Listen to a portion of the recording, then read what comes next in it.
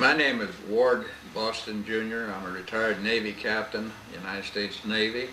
I had a call recently from Ron Goucher, who's an attorney in Los Angeles, who's very interested in the Liberty incident that gained quite a bit of notoriety in the last 36 years.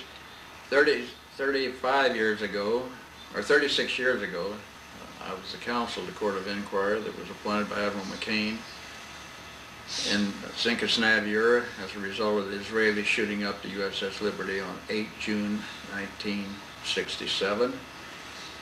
Admiral Kidd was appointed president of the court, I was appointed as counsel, and we flew up on the 7th of June to London and convened the court in London, and then left London and went to the Liberty. Admiral Kidd and I flew down to Crete and boarded Berry and then boarded Liberty while it was still in Egyptian waters, and stayed aboard for 2 days, 3 days while I got the witnesses lined up, and then when we reached Malta, where the Court of Inquiry met with the other two captains out of London. Over all these years, that's 36 years now, it was 35 years last year, of course, when the Navy Times printed a little article after they had called me and asked me if I was willing to, after all those years, to talk about Liberty.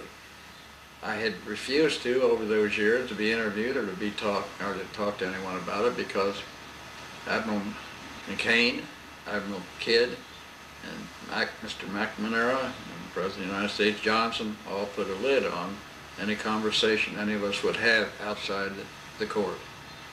And accordingly, I obeyed my orders those years. But when I found out that other people were making statements that appeared to me to be contrary to the facts, as far as the facts I heard, as far as the inferences and the conclusions could be drawn from the facts as I knew them, I felt it's about time. I was one of the few remaining people that was on the Liberty as a witness to the damage and the slaughter that had occurred. That the 34 lives were lost and 172 of thereabouts injured. Some of them still carrying the marks. I felt it's time that I spoke up, and accordingly, when Mr. Jordan of the Navy Times called me and asked me if I would say, I said yes, and since everybody else is shooting his mouth off, I'll be happy to comment what I think, my inference as the counsel. Accordingly, I made my statement to Mr. Jordan over a period of an hour or so, and naturally it was condensed or synopsized in the Navy Times, and as I recall, it said two skeptics of the Court of Inquiry conclusions, or of the incident, rather, two skeptics, namely Richard Helms, who was then the CIA director, and Captain Ward Boston, retired in Coronado, California. Both say it was a deliberate attack by the Israelis. And I felt that, and I said it. Well, of course, that brought quite a bit of excitement from some people who disagreed with me. And one in particular, Mr. J. Crystal, the heading here, United States Bankruptcy Court, Southern District of Florida, May the 8th, 1996. Well, Mr. Crystal had called me in 1990 and asked if he could interview me. And I, at that time, 1990, I said no, I can't be interviewed because I've been told to keep my mouth shut by higher authority, and officers obey orders. He asked me several questions, in which I didn't feel would compromise. He asked my background. I told him I had been a naval aviator in World War II, that I flew off of 3 Jeep carriers, the Saratoga and the Ranger, and the Yorktown in combat. The Yorktown was the only carrier I was on in combat, but my air group, my fighter squadron I was in, the fighter squadron lost 1/3 of the pilots. So it was an impression that I developed about combat, about war, that stayed with me all these years. And naturally, when I saw the damage to the USS Liberty, it refreshed my memory, the power of an airplane, even just without dropping any kind of heavy bombs, heavier than napalm or heavier than a .30 caliber or 30 millimeter, I should say, and 20 millimeter cannons. It was horrendous, the slaughter was awful, and the whole incident left me shaken to the extent that it's hard to believe couldn't have been anything but deliberate the way they approached trying to sink Liberty. Of course, Captain McGonigal all those years remained quiet, just like I had, and Admiral Kidd had. But Mr. Crystal, in his letter to me, was very upset that I had taken the position that it was a deliberate attack. And he said he was writing a doctoral thesis and that he had gone to Harvard to get part of that as a presentation and an invitation of some committee in Harvard. And he sent me a copy of that. Well, he quoted in that article which he included with this letter, United States Bankruptcy Court, May the 8th, 1996. He quoted, he had interviewed Admiral Kidd, and he said in the early 90s. But in that article that he sent, he said Admiral Kidd hadn't talked to anybody way after that period. And I believe Admiral Kidd had not talked, because when Crystal called me the first time in 1990 and wanted to interview, I said that no, I couldn't. But then I gave him my background as far as naval aviator, and that I'd been in the FBI for a couple of years as an investigator, but I returned to the regular Navy as a lawyer in Korea during the early days of Korea. I spent the rest of my 35 years as a lawyer instead of the 8 years, on top of the 8 years of fighter pilot. But anyway, I said no, I couldn't be interviewed. I suggested that he call Admiral Kidd, and maybe Admiral Kidd could fill in some cracks that I would get involved in. Since as counsel of the court, you're an advocate of the facts. You present the facts, but you don't, it's like going before a grand jury or a petit jury as a DA. You tell us, give the facts, and the court reaches their conclusions on the facts. My conclusions were reached as an opinion that I garnered from hearing the witnesses who were still alive, and the witnesses who weren't in the hospital like so many of them were when we boarded Liberty. We were only able to interview those and put them on as witnesses at the Court of Inquiry who were still aboard the ship. The ones in the hospital, and many who later submitted letters to the Navy Department, had not done so to my knowledge at the time we wrapped the case up, the court up. We left Malta. When we left London, Admiral McCain gave us 1 week to complete our Court of Inquiry. He said it was an international incident and that the people in Washington wanted it. Well, that size of it, the nature of that court was such, it could have easily taken 6 months if we went to every person who had any knowledge. But we were given 1 week and we completed it. And I used about 15 to 20 typists in London because the chief who took the court for me on the ship used a steno mask, and they typed from each of the pages that were developed so we could get it out in one night.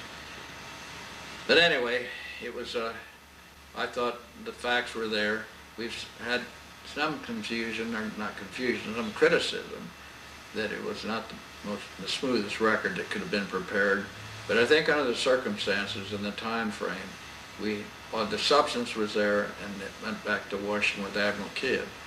Now, Admiral Kidd and I discussed the case repeatedly during the week that we had to prepare the court, and it wasn't a doubt in my mind, any more than doubt in his mind felt the same, that it was an intended attack, deliberate, well-planned, except not well executed because they didn't sink the ship. Why it didn't go down, I don't know, because when we boarded, damage assistant control in my presence said he told Captain McGonigal, Commander McGonigal, who was the captain of the ship, that he thought the ship was going to break in half from the huge hole in the hull. Fortunately, they shored it up and we got to Malta. It was obvious that from the surveillance that early morning of June the 8th, that there wasn't any question that they could have determined and did determine it was an American ship. And I think the facts came out subsequently, and all of the articles have been written that especially the ones by Mr. Crystal, who went to Israel 15 times and was interviewed. We tried to go to Israel at the conclusion of the Malta hearing, but we were told, at least Admiral Kidd told me that we were told, we couldn't go to Israel and talk to those people. So our ex parte or one-sided information was strictly our own people who were shot up and injured and killed. And well, of course, we didn't get any testimony from the dead ones, but the injured ones and the ones who were still aboard. I think I could not have reached any other conclusion, but I had no basis in order to come out. But since everybody has been talking and writing, and Mr. Crystal has just written a book about his feeling about it, and the people who've endorsed the book, in my knowledge, or at least the information I have, I don't think any of them had any close bearing with the incident. The only one was the person who's now dead, and there again, the people the survivors and their vivid accounts are enough that I think that more information could be forthcoming from the files that have still not been released. And I had received, after 36 years, I finally looked at a copy. I hadn't seen a copy of the old court of inquiry that I was responsible in being involved with. But after all those years, someone sent me a copy of it, and it doesn't appear to be all what I remember. But of course, after those many years, why the mind sometimes doesn't remember it all naturally. But I think that record doesn't have some of the pages that and of course the copy I have doesn't have all the pages. But the bottom line is that there's no question in my mind, and as Mr. Helms stated in his, but he said that even though he was director of CIA at the time, that the CIA took a position it could have been an accident. And the Navy Department, after much backfilling, came out with a statement to the effect that perhaps it could have been an accident. I don't remember any time that they said it was an accident, but they didn't, with the evidence that was available to us at that time. But I was not part and parcel of the conclusion that it was an accident. In my mind, and having been a World War II naval aviator, and seeing the damage that we could do with 4 Hellcats hitting one ship, it was clear to my mind they intended to sink Liberty. And I'm sure that they were disappointed they didn't. But after all these years, it's hard to imagine why our government still refuses to take a position that it was an accident. I'll stop right now and see if there's a question in any area I missed. Not so much areas that you missed. I'd just like to amplify, if I could. One thing that we forgot to do was get today's date. Today's date is the 14th of June? 14th of June. 2003. 2003. Boy, we've been, when I'm trying to refresh my memory, this looks like I've lost my memory, but no, today is the 14th, because yesterday was the Friday the 13th. Now, see, I'm not forgetful of that. Another question. You certified the record. Could you speak to the issue of what your signature on the record meant? What was the significance of it? Well, even though I've been accused of supporting the findings of the court, my position was as counsel to the court, and I was responsible to bring the witnesses before the court, put them under oath, ask initial questions, and after my questions were completed, to turn the witness over to the court members to ask their questions. When the record was completed, my signature said that that's what I had done. I wasn't swearing to the conclusions that had been reached or the findings of fact that had been reached, and that's not the position that the counsel of the court. The counsel of the court presents the evidence, and that's what I did. Also, Mr. Crystal has gone to great pains to create the impression that he and Admiral Kidd were close friends, and that he was a confidant of Admiral Kidd. He's dedicated his book to him. Do you have any reason to doubt that that's the case? Well, my doubt would be predicated on when I suggested to Mr. Crystal in 1990 that he call Admiral Kidd, because I would not to discuss the court of inquiry. I did tell him my background, as I mentioned earlier, when he asked me, well, what was your position what's your pedigree or your education? And I went to college with William and Mary and then law school. I had 2 degrees from William and Mary, and I came back in the regular Navy at the beginning of career as a lawyer instead of a fighter pilot. I spent World War II as a fighter pilot on the carriers I've already mentioned, and I spent 3 years in the Weekend Warriors in Norfolk flying FH-1s and Hellcats, and my 8 years, and then after that, the rest of my 34 and a half, or right at 35 years active duty as a lawyer, a JAG type. Now, as far as any, I think your question was Admiral Kidd, when he called me, and when Mr. Crystal called in 1990 and wanted to talk, I said, I will not discuss the court itself or the findings or the conclusions, but I will tell you, since you asked me what my background is, I told him what my background was, which I just reiterated. But when I suggested he call Admiral Kidd, and maybe Admiral Kidd would answer a couple of questions, I wasn't sure, because I hadn't seen Admiral Kidd. I talked to him a couple of 3 times on the phone, and I retired, and after I retired, he stayed on and was Sinkland Fleet and Sac Lant, and then he retired from that position, as I recall, and then he stayed right there in Washington. And my daughter ran into him one day in the commissary at Cameron Station, and he asked about me, and she gave him my telephone number, and he called me, and we had about a three-hour conversation, just old times. And but the time that Mr. Crystal called, and I said, well, call Admiral Kidd, maybe he could, and just to get him off my back, this guy, because I didn't want to compromise myself in the sense of saying one way or another or anything about the case, because I didn't give an orders like Admiral Kidd also had been given.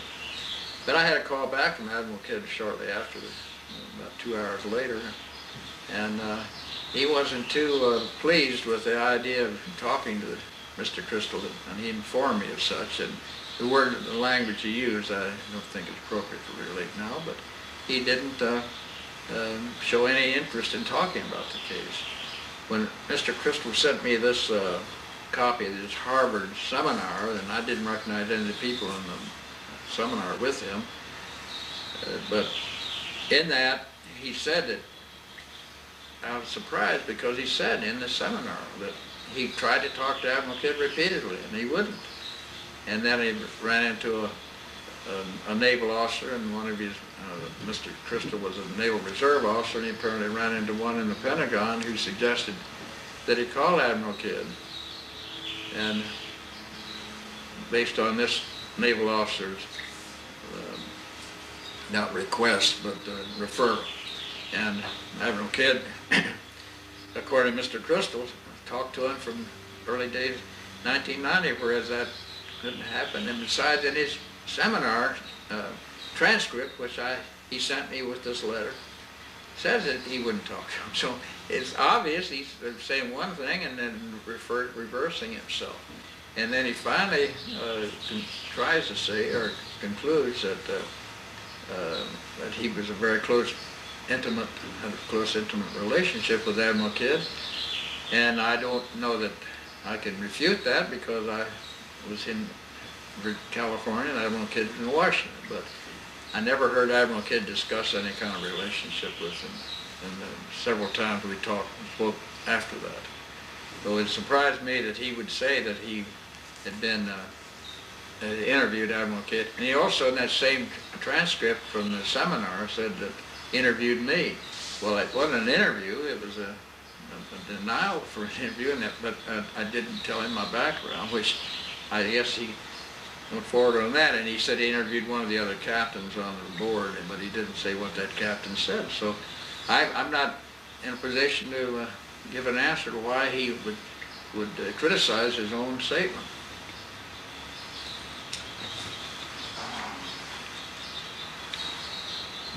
Do you recall if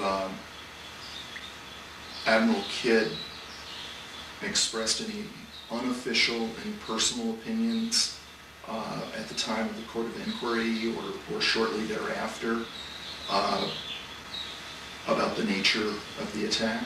Well, he did repeatedly, because the 6 days that we were in Malta, or on the ship going to Malta, and then from Malta to London, well, after we'd have breaks, why, more than one time, he was a wonderful person. I mean, he had such an insight into many areas of naval involvement that, and it just always amazed me that he could come out with a position that I had to think about for a while to get to an understanding. But more than one time during the break in the proceedings, he would say, and he used the expletives a couple of times, and no good son doing that. And of course, you couldn't help from having that reaction, seeing the slaughter. And then when the naval attaché dropped the card and said, "Can anybody," or words to that effect, "anybody hurt or anybody need any help or whatever," and the casualty, I think that was, this is so many years and hard for me to remember a lot of this, but he was flying over in a helicopter and still blood and heads and bodies and limbs on the deck. And did you have any casualties? It was like painting the deck red almost. But as far as Admiral Kidd's comments, yes, he more than one time during that period. And then when he left to go to Washington and I left to come back to Naples, I didn't see him for about a week or 10 days. And when he came back, he was not subdued, but he had it. And that's what he also said, that the political scene is such that the party line is that we can't talk, we can't say anything, and we don't. But there was a newspaper or TV commentator, his name was, I don't know, Irving R. Levine. I believe his last name was Levine. But anyway, he was in Rome. I think he was an NBC or CBS correspondent in Rome. Somewhere or another, he got the permission for Admiral Kidd to be interviewed. But Admiral Kidd took me with him and told me to shake my head and know if he shouldn't answer. I mean, not that I was smart enough to tell him when not to answer, but he wanted legal guidance to that extent, I'm sure. And we went to Rome, but Admiral Kidd stayed well within the parameters of non-disclosure or anything. And actually, I don't remember if I guess they ran that interview, but I don't remember the results. Of course, I wasn't interviewed. Admiral Kidd was. But no, he was very, very open with me that he felt it was an intended attack from the surveillance on.